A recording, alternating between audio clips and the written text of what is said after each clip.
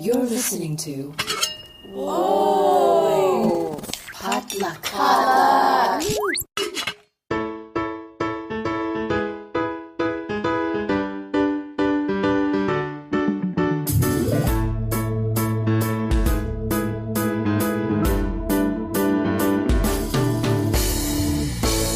And you're listening to Books and Boba, a book club and podcast featuring books by Asian and Asian American authors. My name is Marvin Yue. And I'm Rira Yu. As always, we are supported in part by our listeners at patreon.com/booksandboba. So feel free to head over there if you want to support our show and gain access to our members-only Discord server, as well as monthly bonus episodes. For this episode of Books and Boba, we have an author chat for you with Pham, the author and illustrator of Family Style, Memories of an American from Vietnam, which is Thien's graphic memoir about his life growing up in America as a Vietnamese refugee. It starts off with his experience escaping the country on a boat to a refugee camp in Thailand before settling down and growing up in America.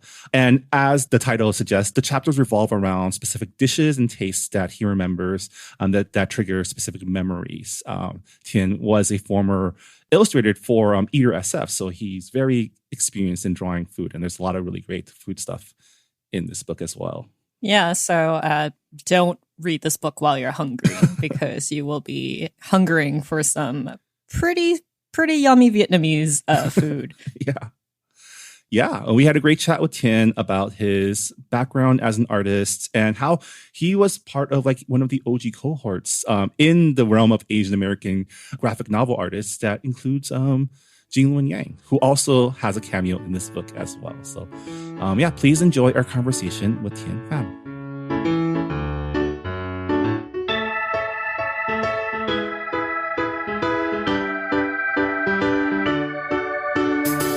And we're here with Thien Pham, the author and illustrator of graphic novel Sumo, as well as his latest graphic memoir, Family Style. Welcome to the show, Thien. Thank you so much. Thank you for having me. I'm excited to talk to y'all. Yeah, we always love to open up our author chats. I always say it's a little basic, but I do want to know how you became a graphic artist, graphic novelist, comic book artist, because, you know, I'm of the generation still that like it's amazing that I see people my age doing like cool creative stuff. And I really want to know what your story is. Oh, okay. Well, you know, I've always loved comics. Because, you know, when I came here to America, we were latchkey kids at like kindergarten, you know, like we were, and so my parents would leave us, and basically all we had to basically raise us was TV, you know. So we watched so many cartoons and stuff like that when I was a kid, and I've always loved like superheroes, but I'd never had I'd never read really well. I was never able to read very well because English was our second language. And so we watched a lot of TV, and it wasn't until fourth grade when I discovered my first comic book. I was at 7-Eleven and saw this awesome Marvel team-up comic with Spider-Man and Moon Knight. And I'd already loved Spider-Man because of this TV show called 3-2-1 Contact that was on PBS, and it was like it's like a math programming, but they had Spider-Man on it. So I was like already obsessed with Spider-Man. I picked up this comic, and as I was reading, I realized that like I was actually able to read the comic because of the juxtaposition of the words and pictures, you know, and that blew my mind. And by starting to read comics, I started to understand how to read. I started to understand English better. And it like jumped me into like just the world of reading in general. And so I got really obsessed with comics. I read comics all the time. I watched cartoons and I drew pictures. And I've just been doing it ever since I was in fourth grade. I remember in fourth grade was when I first drew my first comic. It was called Space Dogs. And I remember drawing it on just like typewriting paper. And then I made my mom take it to work and Xerox it. And then I stapled it together and try to sell it to my friends at school. And what's funny about that is that like after I graduated from college, I wanted to write comics, but at the same time, I was like also self-producing my comics. No one was publishing the type of comics we were drawing. So we made these things called mini comics, which are basically zines. So we would draw comics. We would go to Kinko's. We would print it out, and then we would staple them together and sell them ourselves. And through that, I met a group of friends that all did the same thing. And so we, for a long time, were just doing it together, just like drawing comics together, stapling it together, selling them together. And that group of friends included like Gene Yang, Jason Shiga, Derek Kirk Kim, and Lark Pien, who were all graphic novelists now. Even like Raina Taglemeyer was part of our crew. And we would just be drawing comics and trying to sell them at conventions and stores and stuff like that. And then one day, like the New York the New York publishers just decided that comics was cool. I think it was because of Persepolis, and they were just publishing everybody, and they were just constantly wanting new comics and new books. So they started publishing some of our books that we were like self-producing. So like, for example, like American Born Chinese, this book that is like so famous and important now. I actually have a little hand-stapled, hand-printed version of that book, Oh my God, that's so cool. Yeah. Same with like Smile and stuff like that. So as soon as one of our friends got published, we all just kind of like pulled each other up, and so now we're all like making books our own. Yeah. Wow, that's amazing. Yeah. That's such a cool story of like you guys just pursuing your passions and just hitting the right time frame, like getting like you were in the right position to like get brought up. Yeah, I think that's exactly. kind of the story of how Asian stories in general have been, accepted by like mainstream or the industry. It's just like when the time is right, you have to have people in the right position and people ready to like have stuff. And like it's really cool that you guys persevered and were able to, It's neat that you brought it up and said it in that way, because I think that's also kind of similar to how like my family came to America. Like we'll talk a little bit more about my family style, but like, a lot of the things that's happened in my life had to like have to be such a like almost like a universal like everything coming together at the right perfect time for it to happen, and it's been like that for me for a lot of the things that I do in my life. Yeah, I also love how you brought up how when you were younger, it was hard for you to read, and comics was the way you got into reading. And as someone who used to work at a bookstore, it's so nice to see kids have more options now. They have like all these different graphic novels, from like fantasy to superheroes to memoirs and to historical fantasy. And I feel like children's literature has a lot to owe to the comics community, because I feel like they're the ones who made reading cool for the younger generation. Well, like when for my generation, when we were younger, comics was we love comics, but the schools and libraries and stuff like at that time did not really respect the medium of comics.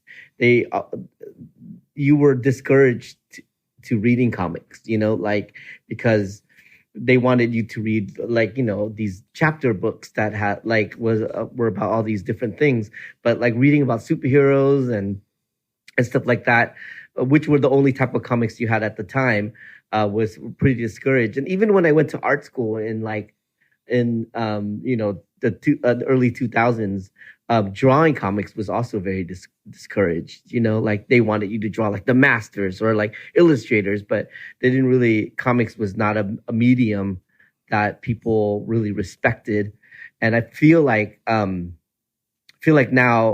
it's completely different. We have comics of all kinds now. I can't imagine when I was younger going to a bookstore and seeing comics about food and comics about like sports and comics about just comics about relationships and comics about just so many different graphic novels about almost any different kind. And that's just, then you bring like manga into it, and it's like you can get a graphic novel of any kind. And me as a reluctant reader when I was a kid, that would have been it would have been my dream, like just to be able to do that. And so I'm really happy that kids now or young adults now have that option.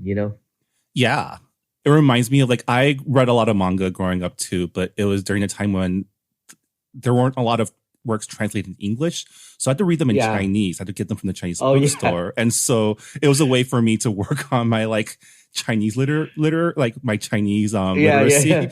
But yeah, I was also thinking you remind me of my first graphic novel, which was a graphic novelization of Jules Verne's Journey to the Center of the Earth, which I had when I was a little kid.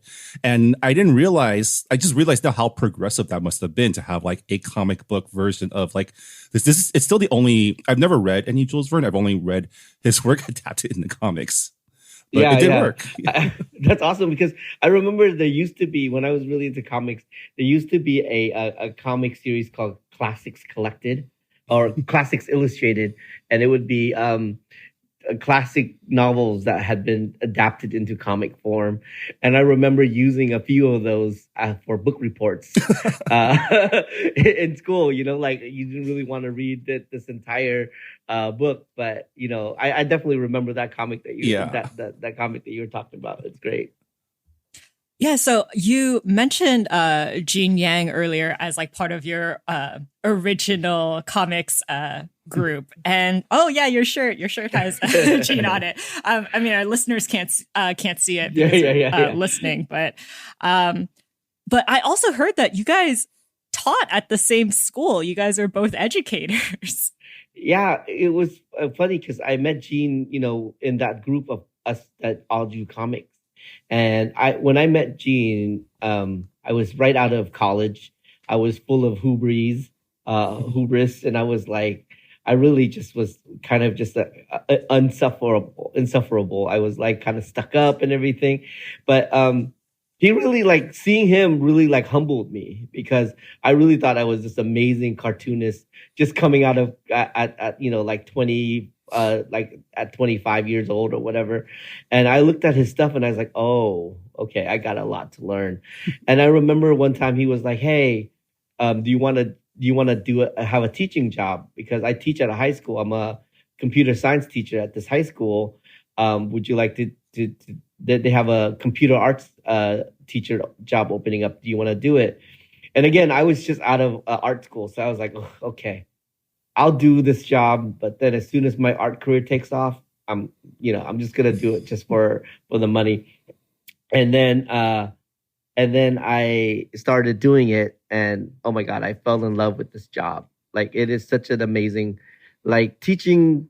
I think I just was made for teaching high school. I didn't know it at the time, but I was made for it. I loved it so much. I loved interacting with the students. I love teaching. I love the ideas, and I love the community of people, teachers and parents and students and stuff. And I just fell in love with that job. And after that year, I was like, this is it. This is my career. I still want to do art on the side and all that stuff, but really my career is going to be teaching. And ever since then, I started teaching. And so me and Gene taught together for I would say at least 15, 16 years. And we would see each other every day. And that's also great, because that was so fundamental. Every day, me and Gene would just spend our off periods talking about comics. And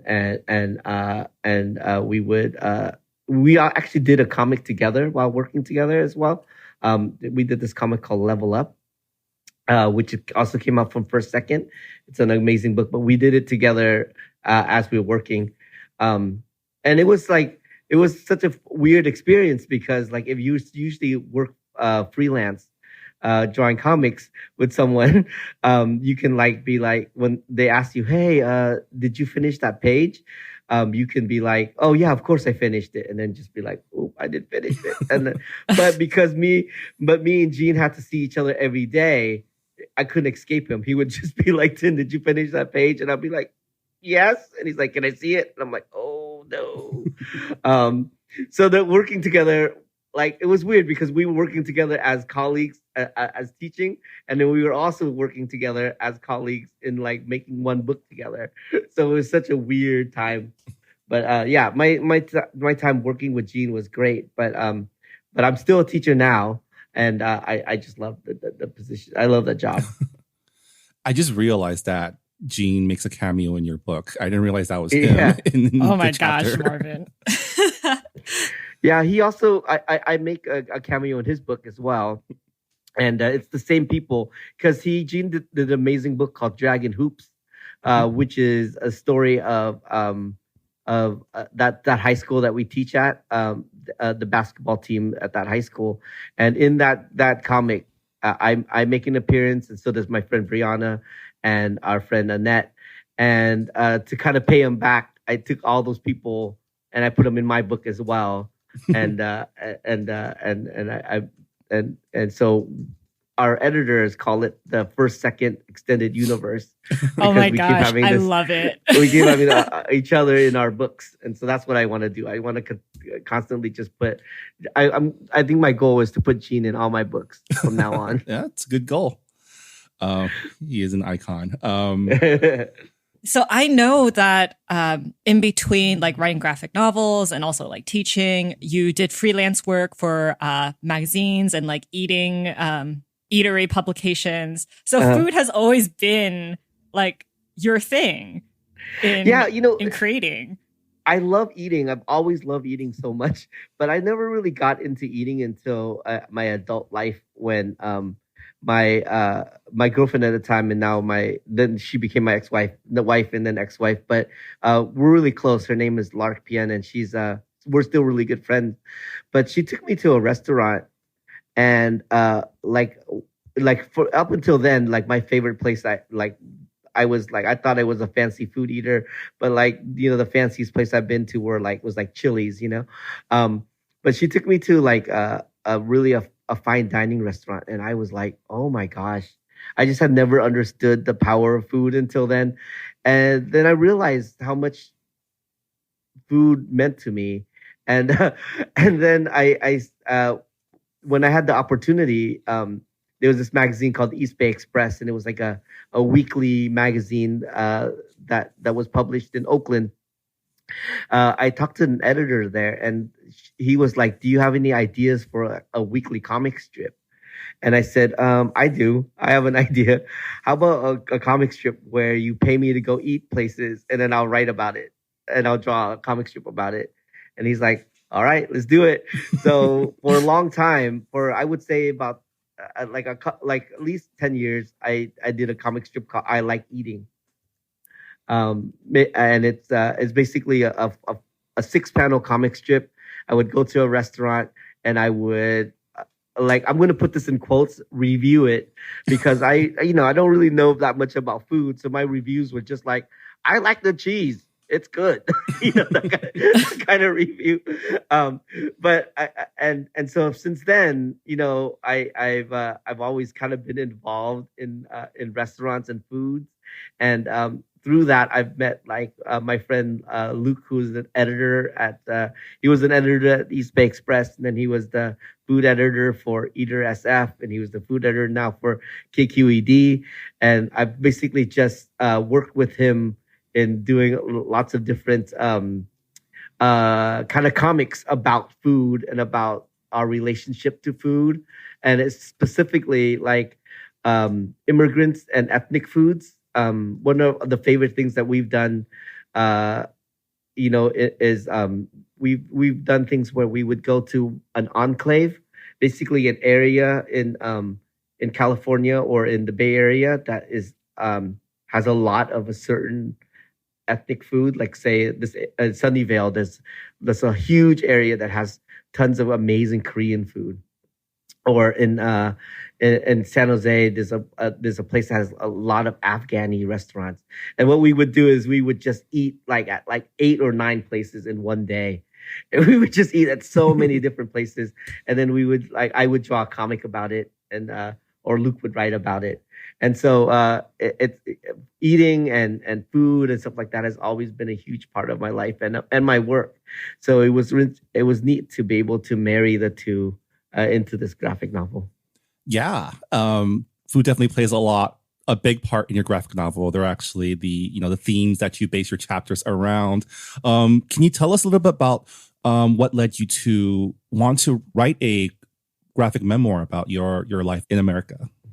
I've always wanted to do this story because it is really like, if you asked me like what is the most significant thing that's happened to me now, this story is the most significant thing. And my friend Gene has always said, you got to do this story. It's such an interesting story. You have to do it. But I just couldn't do it. I tried so many times ever since I was probably, for about 10, 15 years, I would try this comic and then I would stop, and I would try it and I would stop because I couldn't really get like a foothold on it. Like I just couldn't get it. I just couldn't get it. And I didn't understand why. And then during the pandemic, I visited my mom a lot. Every week I would go and visit my parents just to make sure they were okay. And then we finally got a chance to like talk. And I asked my parents, I said, hey, now that we're talking every week, can you tell me the story of when we came to America? Because even though I know a little bit of it, I didn't really know the full story. And the little that I knew was just from bits and pieces from different people. And my parents never talked to me about it. And even when they did, they would always pretty much sugarcoat it because, Asian parents are always trying to protect their kids. They're not going to tell us about all the hardships and stuff like that. It's kind of like their burden to endure. So finally, I think because we had to, you're stuck there talking to each other. And I think because I'm old enough and they were at their point in their life that I think they felt like it was time to like be able to tell me everything. And so they told me the story and I was just floored. I was like, I would be sitting there looking at them. They would be telling me this story, this like kind of harrowing journey of us coming to America and what they did and all the sacrifices they've made. And I was just like so moved, and as if it wasn't even my life. You know what I mean? As if they're telling a story about someone else's life. And I felt I also felt like so ungrateful at the time. Like, cause like sometimes, you're a kid, so sometimes you're a jerk and you're just like, my parents have done so much for me. You got that feeling. I was just so moved. And I remember I was like, I got to write this story. But I still didn't really have a foothold to it. I didn't really, because I know that there have already been a lot of Vietnamese diaspora stories. So I wasn't like, what is mine going to add to any of it, Until my mom finally one day, she said, okay, tell me what you remembered. My mom asked me what I remembered about the trip. And I told her, and I was like, oh yeah, I remember the time that we were on the boat and you gave me a rice ball. And it was like, oh yeah, then I remember when we came to America and I had that potato chip. And then I realized, it clicked in my head, I realized that every memory I have of my childhood was tied to food. It was all memories from I ate this meal, so now I remember this. And that's when it clicked, oh, this is my path. This is my way. This is how I tell my story. I tell it through my love of food and my memories of food and how that ties into my family. And as soon as I figured that out, I went home that day. I remember going home that day, then starting to draw it. I didn't even write it. I just drew it. I drew one panel at a time. And every time I had 6 panels, I put it on Instagram. And I was just drawing it just came out of me. There's no writing. So there's no script anywhere. So if someone asked me what the script was, there's no script. I was just drawing it as it was coming out of my head. And I think there's only a few times in my life, I think, that when this happens and when it will ever happen is where story will just pour out of you. And this was one of those cases, like it was just something that felt like I had to do. And I had no publisher at the time, and I honestly didn't have any plans for it to be published or for anyone to really see it. It felt like when I was younger and doing those stapled comics, like I just felt like I had to do it. Even if no one looked at it, I had to do it. So yeah, I did it. And I did it for a while, and then slowly people were like reading it and liking it. And and then my publisher asked me if I wanted to publish it, and I said yes, I do want to publish this. So that's how it came all together. And I think like there can be a few times in my life where I do something that I'm just gonna I think myself is perfect, and I really think this is my perfect story. Yeah, I mean, I love and hate that you said that there are so many other Vietnamese American stories out there, because I still feel like it feels like a lot because there's more than like one, but there still aren't enough. They're like still a drop in the bucket. Yeah. So, I'm glad that you're able to get over that and like get this out there. Yeah, I mean, I think your graphic memoir, it contributes by writing from a kid's perspective. Like I feel like with a lot of like refugee stories, it can be very grim and traumatic, and it can border on trauma porn when it's written for a white audience, a non-Asian audience. And I just feel like even though there were a lot of tough topics in Family Style, like there was so much humor to it, and there was so much joy, and I don't know, there was just like an innocence to it, and it's mainly because it was written from like a young boy's perspective. So I think that's what you're contributing. Yeah, that's the other thing I realized when I was drawing this was I was like, the other thing that I really want to do with this one is I wanted to put the joy in it. Because I asked my dad earlier when we were having our conversations about our journey. I asked my dad about the refugee camp, and I remember asking him, like, was that the hardest time of your life? Was like being in the refugee camp tough for us? And he was like, no, not at all. He said he remembers the refugee camps, even though we were living in squalor in like these shacks and they had no electricity and like we had no money and like very few resources. He says he remembers that time as like just filled with joy. And he said it was filled with like, he said it was like we were in this place with all people that came from our country. We all had the same goal, was to find our family a better life. And the great thing with that refugee camp, even though it was like didn't have very many resources and stuff like that, was that everybody there had hope. Because everybody there was in a position where hopefully one day their name will be called. They can go to America and then make, or whatever country that they were going to go to, and make a better life for themselves and their family. And so that hope was like made everybody in the refugee camp very joyful. They and he said that that's some of the best times of his life, and he still like keeps in touch with the people that were on the refugee camp with us, and they still have reunions the same way high school people have reunions, and I just thought that was so great, and I remember those times as also being very joyful, as like time of playing and coming up with games to play with and all that kind of stuff. So I really wanted to go out of my way to not make it seem like super bleak. Like I didn't want people to be like feel sorry for us or whatnot. In fact, I wanted the story to feel like the story of like triumphant, and like I wanted to feel like that we were very fortunate to be in the positions that we're in.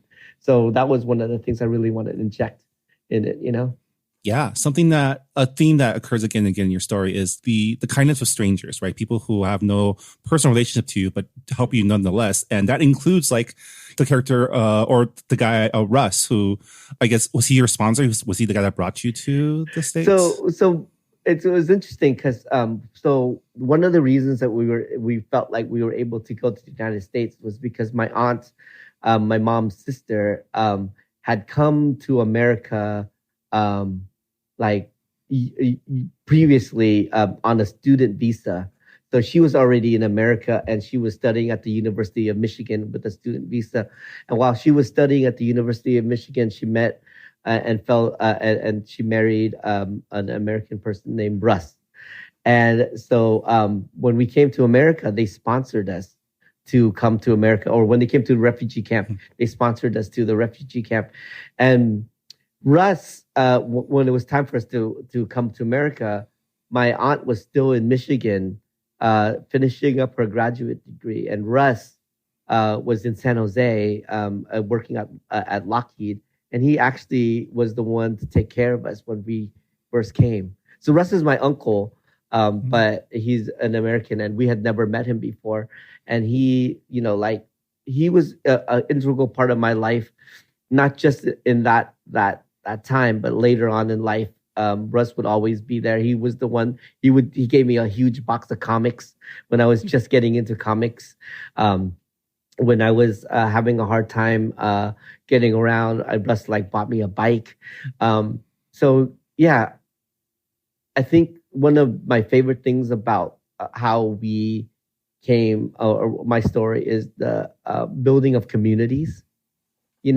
And it's still one of the things in my life that I am constantly trying to seek out is community, right? Like everywhere I go, I'm like, whether I being a high school teacher or being an artist, I found myself always wanting a group of people, a community of people around to not only to just be there with me.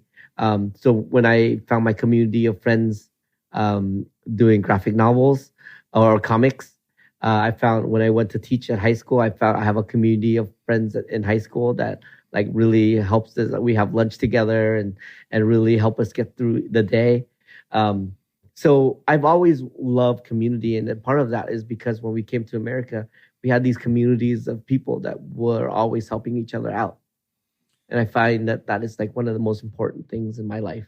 Yeah, one of my favorite characters in your graphic memoir is Thien, your friend from the refugee camp, who also ends up in San Jose. And yes, it was just so sweet for me as a reader to see there's a moment in your book where you're eating at the cafeteria and you're like, Salisbury steak, what is this? It does not look appetizing. And it's why are they calling me Thien instead of my actual name? So these are classic immigrant experiences when they come to America, and it's kind of a culture shock, but you had someone there who just took things as they came and was just so optimistic about it. And I was like, wow, you were so fortunate. You were so lucky, because so many Asian kids who kind of gone through the same experience at schools, they were alone, and they kind of had to take that burden onto themselves. And it was just so wonderful to see this community, like you said, this community of other refugee kids who, have made things easier and more welcoming for the kids who come after. Yeah, I just, that's the thing I love about community is, Thien helped, he was always one step ahead of me. He was at the refugee camp first, so he helped me get acclimated to the refugee camp. And then when I came to America, he had been there already to help me get acclimated at school. And, I in turn did that to kids when I met new kids that came to the school. I would help them get acclimated. And it's just like the other character that's in my book, my young Yun, who is our family friend. And I remember talking to him after I was making the book, and I had dinner with him. And I asked him about this, why were you so helpful to us? Why were you when he went out of his way to help this new Vietnamese family get acquainted with America, And I asked him how come, and he said, well, because there was another person that did that for me, when I came over. So that's the part of community that I love so much, is that people are constantly helping. And then once you help, you pass it on, and it just, this community just grows and grows and grows because everyone is trying to help each other. And it's the same with my graphic novel comic book community. You know, when Derek got published, he helped Gene to get published, and when Gene got published, he helped me to get published. And it's just like just a cycle of people helping each other, and it just grows and grows. And that's the part of community that I just love. You know. So I wanted to ask you, like, how has your relationship with Vietnamese food changed as you've gotten older? Because now like Asian food is considered cool, you know, but that was not the case back then.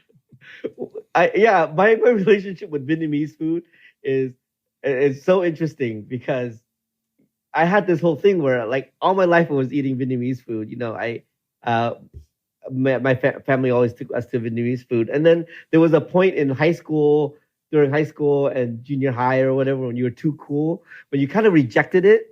And you were like, nah, I'd rather have a hamburger, or, you know, I want to go to my friends to Mary Callender's and have fettuccine Alfredo or whatever. And, you know, you like kind of like, Vietnamese food's not that.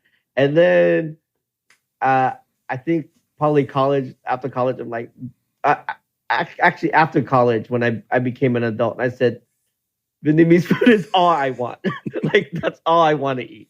You know, or just like Asian food in general is all I want to eat. And specifically my mom's food. You know, like, I miss not just the food that my mom made for me, but the food my mom bought for me. You know, like, I was telling someone about how when we were hungry and my mom would be working 2 or 3 jobs, didn't have time to cook for us, and we didn't have very much money, my mom would just make us eggs and rice, right? And it would just be scrambled eggs on rice. And that is still probably one of my favorite dishes of all times. There can never be like a Michelin star restaurant that's going to be better than that eggs and rice that my mom makes, you know? And I can never replicate it. I've been trying so hard to replicate my mom's eggs, and I could never do it. I don't know why. And but I love Vietnamese food now, and now as an adult, I'm starting to cook myself as well. So I'm starting to ask my mom about all these recipes. And I'm like, Mom, how do you make it? She's like, oh, you know, you put this in and you put that in. I'm like, oh my God, this is not helping me at all. Because it's like every recipe is just like a bunch of this and a bunch of that. But now I really love Vietnamese food, and I'm constantly seeking out, and not just Vietnamese food, but kind of like just, I'm really into, I'm less so into like fine, fancy dining as I am into like really good ethnic cooking, whether it be Vietnamese food or Korean food or Indian food or just I'm really into looking out for that like family type of food, you know, like so that's my relationship. In terms of Vietnamese food, I'm always looking out for really amazing Vietnamese food that like reminds me of my mom. It reminds me of home. The other thing about now you're saying that I think is great is that now that Vietnamese food and Asian food in general is so cool now, I find myself getting really mad sometimes that like you'll go somewhere and they'll have like a banh mi, but it's like they'll call it like, you know, it's like some type of like Swiss chard banh mi with whatever, and you're like, oh, this is so many people, you know, like you're just like so like, like you just get so angry, and it's also like $23, and you're like $23, you know, you get so upset because you remember, you know, getting banh mi when you were a kid for $1.75, and it just be scattered on the kitchen table for whoever to take. But I have to really rein myself in, and as I'm growing older, I'm reconciling myself with that feeling of like Vietnamese food has to be a certain price, and it has to be a certain type. I'm really starting to understand that, like, you know, you can take the essence of Vietnamese food and do a bunch of different things with it, and who says it should be cheaper than a certain price? You know, one of the things that my friend Luke really taught me was like, why are you complaining about the fact that this pho that you're eating is $20 because you think that pho should always cost like 10. Like if you eat like a plate of pasta, it's essentially the same thing, but it costs way more than what pho costs. But no one complains about that, but Vietnamese people are just so used to our food not, like being on this type of echelon that we get kind of upset that it costs more than, like you say, $15 for a bowl of pho. But maybe it should, and maybe like, and if it's done well and it's worth it and it tastes good, so now I'm starting to reconcile that type of feeling that I have, the kind of gatekeeping feelings that I have about Vietnamese food, and starting to kind of understand and enjoy it a little bit more. But yeah, I just have this weird wave of feelings when you talk about Vietnamese food. I think feel like it's the more very expensive- relatable. Yeah, I feel like the more expensive Vietnamese foods are always in like the whiter neighborhoods. So just consider like a reparations for colonization. That's how you should think about it. Well, also like I feel like the I guess misplaced anger is that a lot of the food that we grew up eating, it was considered peasant food, and now like peasant food is like top cuisine, and you're like, Exactly, what? Like when did that happen? I like it when they like take like street food and then they try to replicate it in a fancy way. Like you're like, this is just like a street food cart or whatever. You're like, no, this is not like that. But I mean, when I do get like that inspired by broken rice dish at the fancy restaurant, I'm like, this reminds me of like growing up in San Gabriel. Well, like this is how I felt when the what is it, the Parasite like black bean noodles became in vogue, and I was like, what? This is instant noodles with just sirloin, and it's just like, why is it $25? You can buy an entire pack of black bean noodles at like H Mart. $7. Yeah. I love, but I just so you know, I'm kind of guilty. I don't know if I'm guilty of that, but when I saw that movie, I was like, what is this? And then I looked for the recipe online and I found it. And I went to H Mart, bought my noodles, and I made it. And I was like, this is amazing. I cannot believe it took a movie for me to like get this idea together. It's so good. It's like one of my favorite dishes now. It's like a go-to comfort dish for me now. Parasite's the original TikTok hack for ramen. Original TikTok hack. Yeah. So if you could add a chapter, a new dish to your book, what would it be, like for current day food that you're eating? Oh, wow.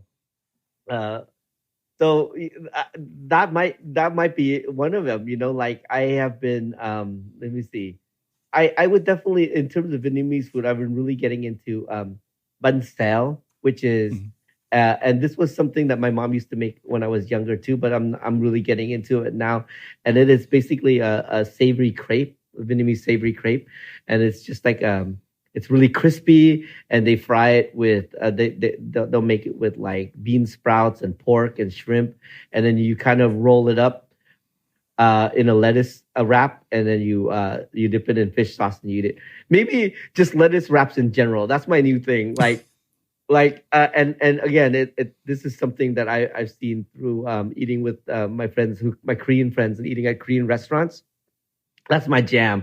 Like putting rice on a nori, on seaweed. Then you get I don't know why I never thought of it. It's such an ingenious way of eating, where you take the rice and you put a piece of meat on, then you put like a little bit of kimchi on there, and you put a pepper, and then you put a garlic and some bean paste, and then you just wrap it on one thing, and you're like, it's the perfect bite every time. Yeah, that's amazing. Yeah. Like I don't know why did I never think of that. So I've been loving like any dish where you would wrap it in like lettuce or nori or something like that, and eat it like as one package. It's so good. Yeah. Oh, I was looking at your Instagram like earlier this past weekend, and I noticed that you had a marketing campaign where you ate noodles every single day until the launch of your book. And I'm just wondering, like, where did you get that idea? And did your editors think that you were crazy? The word marketing campaign makes it sound so much cooler than it is. It's I ate noodles, but I follow a lot of people on Instagram who eat noodles or eat food in general. A lot of Japanese, Korean, Vietnamese people that eat food. I just like watching. Again, it always sounds creepy when I say it, but I like watching people eat. I like when someone would like make this huge lettuce wrap and just eat the whole thing in one bite or something. And so one day I was just at a noodle restaurant, and I was like, I'm gonna film myself eating this noodle because I wanted to be like that Instagram. And I ate the noodle, and I put it online, and I just wrote, "Hey, I'm gonna eat a bowl of noodle every week until my book comes out." And I think at that time my book was coming out in like, I don't know, I had like it was like 3 months or something like that. So a little bit more than 3 months. So I said, okay, that's totally doable. And then my friend Derek, who I have, so my friend Derek, I also met with Gene. So me, Gene, Derek, Jason, and we're all friends. And I have kind of a friendly rivalry with Derek because we both think that we're Gene Yang's best friend. I think I'm Gene Yang's best friend, and he thinks he's Gene Yang's best friend. So he wrote on my Instagram, he wrote a noodle a week. What about every day? Why can't you do that every day? And I was like, oh, Derek Kirk Kim, of course I'm gonna do it every day now. Of course I'm not gonna let him challenge me like that. So I started eating it every day and recording it. And at first I was like, I wasn't worried because there was still 95 days. So I was like, 95 days of eating noodles is a lot. But don't worry, my publicist or my marketing people at First Second are going to be like, this is the stupid idea, Thien. You gotta stop. But they didn't. They told me, they're like, this is ingenious. Keep going. And I was like, oh no. And then everywhere I would go to a bookstore for like a talk or something, and they would be like, hey, I saw you doing that noodle thing. Keep doing it. I'm so into it. I'm like, oh no. So then I was like resigned to eating noodles every day for 95 days. I eat noodles every day anyways. Like I just had noodles just now. I didn't even have to. I eat noodles all the time. Like I love noodles. I can eat noodles. I can eat noodles every meal if I really wanted to. The whole thing was just the filming and editing. That part was a little stressful, but eating the noodles was fun. Yeah, and it like a lot of people really enjoyed me eating noodles. So I was happy that was a good thing because I would have eaten those noodles anyways. I mean, it really drummed up enthusiasm for your book, 96 days of just being like, I'm eating noodles. By the way, buy my book. Yeah, exactly. Yeah. I was trying to eat all different types of noodles. I was trying to go for like some pastas. I looked up all the different noodle dishes, like other than Asian noodles. I Italian noodles, and was kind of the only one. There was a Greek one that I still got to try. That's like more of a lasagna type of noodle. But I try to go different types of noodles, preparations and stuff like that. So I try to have as many as I could. That's amazing. Yeah. Do you still like noodles? Because I know sometimes when you make something you love into a job, it kind of loses its your passion for it. I still love it so much. I still love it so much. But I also, through this, I also gained love for a lot of different noodle dishes that I had never really eaten before, like the Korean cold noodles.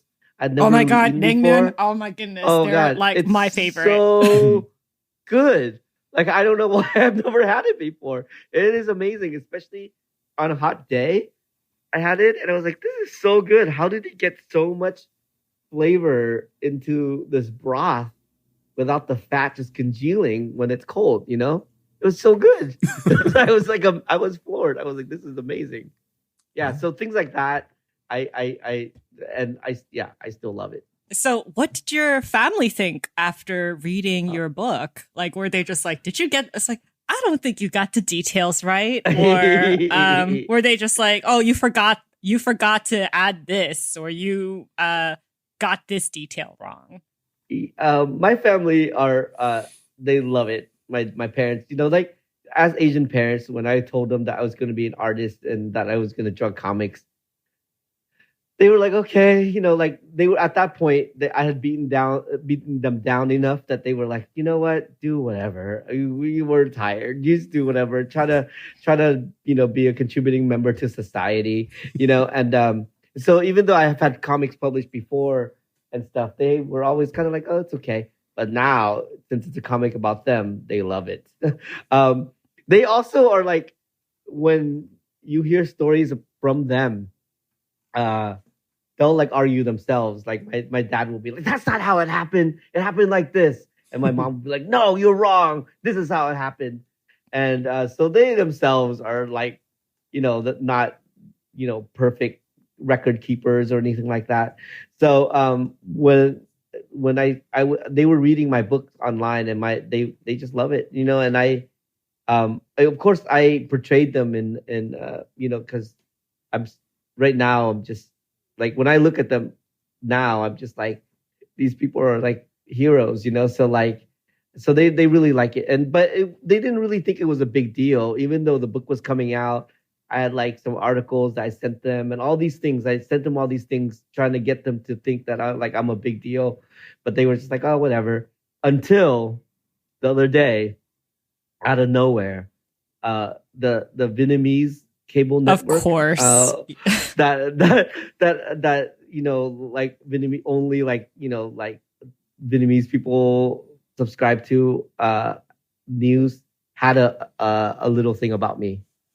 And as soon as that happened, and mind you, like I had already had like all these reviews and stuff I had sent them, but as soon as that clip on Saigon News Broadcasting Network hit, everyone was like, my parents were like, I'm so proud of you. You're the best son. They were like, we're gonna have a dinner for you. We're inviting, like, you gotta come over. We have all these books for you to sign because like everybody I know wants a book signed by you now. And now finally, because of Saigon Broadcasting News, like I'm finally like a success in their eyes. That's not an uncommon story of all the artists and authors we talked to. Definitely, I know that's but that's the best. I was like, that's the pinnacle. I said, anything from here now. Honestly, to me, I know this is gonna sound cheesy, but having my parents like be so into it and be proud of me like this is the pinnacle of life to me. Really, like this book could, however better this book does or whatever it does, it's just going to be gravy on top. I mean, I think it's it's an Asian kid thing. I'm just so happy that my parents are proud. Yeah. Well, the book is Family Style. It's available now at booksellers everywhere. Congratulations on getting this out there, getting it published. Oh man, thank you so much, you all. This has been such a fun conversation. I hope I didn't talk too much. Oh, no, you're great. but you guys were great. Thank you so much for everything. Thank you for joining us. And that was Thien Pham, the author and illustrator of Family Style, Memories of an American from Vietnam. Available now at booksellers everywhere, including, as always, the Books and Boba Bookshop. If you purchase books from our online bookstore, you not only support your local bookstores, but also the Books and Boba podcast as well. So please check it out by going to our website at booksandboba.com. And another reminder that you can also support the podcast by subscribing to our Patreon. Patreon subscribers get access to our members-only Discord, as well as access to our monthly bonus episode Boba Chats if you subscribe at the $5 a month level. So thank you to all of our current patrons, and we hope to see more of you very soon. Yeah, I mean, if you look at our Discord, we recently had a fierce battle in our Asian noms thread where all of our inner food snobs came out, and we fought over what's if Din Tai Fung is actually good, and we have a pretty fun time in our Discord, so check it out. Reaver and I are both on the yes it is good side, so everyone else is wrong. It is a very nuanced topic. I feel like it depends on the location you're eating at and like how busy it is, but I digress. But it's a really fun Discord, so if you guys are interested in joining, we talk more about books. We talk outside of books. We talk about video games, food, obviously. And yeah, would love to hear more thoughts on our current book club pick as well. Yeah. Speaking of our book club picks, Rira, can you remind us what we are reading for the month of July? Yeah, so we are reading Imaginary Lives of James Poneke by Tina Macaretti. And it is a book that follows a Maori boy who becomes a living exhibit in an artist show in Victorian London. By night, he explores the city, and he soon turns his critical gaze on the self-proclaimed civilized. So this is going to be a book that goes into colonization and just like how shitty it is. Yeah, I mean, it takes place during Victorian England, so at the height of the British Empire. Yeah, I was like the shittiest time of colonization. Yeah. So, yeah, so looking forward to discussing that with you at the end of the month, which is at this point probably in a week. As always, if you already finished the book, please let us know your thoughts on our Goodreads forums or our Discord server. We always love to include thoughts from our audience in our discussions whenever possible. So with that, that'll do it for this episode of Books and Boba. Thank you once again to Thien Pham for chatting with us. And we'll see y'all next time. Bye, everybody. Bye. Thanks for listening to Books and Boba. This podcast was hosted by Marvin Yue and Rira Yu and edited and produced by Marvin Yue. Follow the book club on Twitter and Instagram by going to @BooksandBoba and engage with us on Goodreads on our Goodreads group. You can also check out past episodes of the podcast by going to booksandboba.com and by subscribing to us on your favorite podcast app. Don't forget, you can support Books and Boba and Asian American authors by purchasing books at our bookshop.org account. Check out the link in our show notes and also at booksandboba.com. Books and Boba is a proud member of the Potluck Podcast Collective, a collective of Asian American hosted podcasts featuring unique voices and stories from the Asian diaspora. Learn more about the collective and check out our fellow Potluck shows by visiting the website podcastpotluck.com. Thanks for listening.